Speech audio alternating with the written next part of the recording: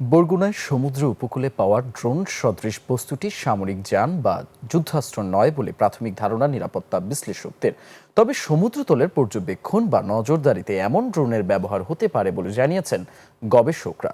এদিকে যন্ত্রটি ঢাকায় এনে নৌবাহিনীর তত্ত্বাবধানে অধিকতর পরীক্ষা নিরীক্ষা করা হবে বলে জানিয়েছেন বরগুনার পুলিশ সুপার। সহকর্মীদের সঙ্গে নিয়ে আসিফ সুমিতের রিপোর্ট। কি এমন একটা আজব জিনিস পাই কি নদীর মাঝখানে। রোববার বরগুনার পাথরঘাটায় মাছ ধরার সময় জালে ওঠে ৮ ফুট লম্বা এক জলযান। এটিকে যুদ্ধাস্ত্র ভেবে আতঙ্ক ছড়িয়ে পড়ে জেলেদের মাঝে। পরে দ্রুত পুলিশকে খবর দেন তারা। কিন্তু আমাদের জাল মারার সময় হয়ে গেছে। যুদ্ধাস্ত্র সদৃশ বস্তুটির মধ্যে ইলেকট্রিক যন্ত্রাংশ, ব্যাটারি, স্বয়ংক্রিয় নিয়ন্ত্রণ ব্যবস্থা দেখা যায়। জাল টানতে টানতে তখন ওইটা পাওয়া গেছে, দেখি প্লেনের আকৃতি। কুলে আসার পর মানুষ কইতে যে এটা অবৈধ জিনিস হবে।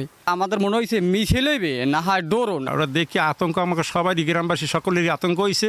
পরে পুলিশ যন্ত্রটি উদ্ধার করে, যা অধিকতর তদন্তের জন্য হস্তান্তর করা হয় নৌবাহিনীর বিশেষজ্ঞ দলের কাছে। রিমোট কন্ট্রোলিং বোর্ড বা আরসি বোর্ড যেটা বলে আর কি, এই জাতীয় একটা বোর্ড, কিন্তু এখন পরবর্তীতে পর্যাপ্ত গবেষণা বা পরীক্ষা নিরীক্ষা ছাড়া সঠিক তথ্য বলাটা একটু কঠিন। তদন্তের জন্য অথবা এটা আসলে কী ধরনের ডিভাইস এটি কনফার্ম করবার জন্য আমরা ঢাকাতে প্রেরণ করেছি।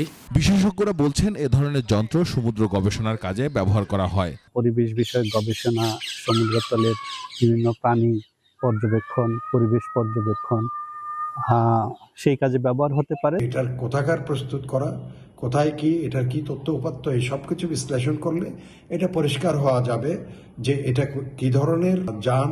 যন্ত্রটি নৌবাহিনীর তত্ত্বাবধানে পরীক্ষা নিরীক্ষার জন্য ঢাকায় আনা হয়েছে। আসিফ সুমিত, 21 টেলিভিশন, ঢাকা।